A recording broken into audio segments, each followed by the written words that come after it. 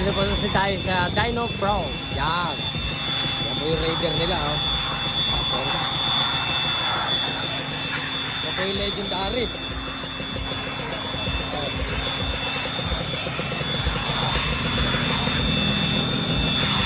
Napakaganda po. Nandito po kami sa Caloocan. Yan. Yan. Okay na, boss. Yan po yung Aerox nila, oh. Napaka-husay po. Ito po yung sikat sa Caloocan. Ha? Ayan.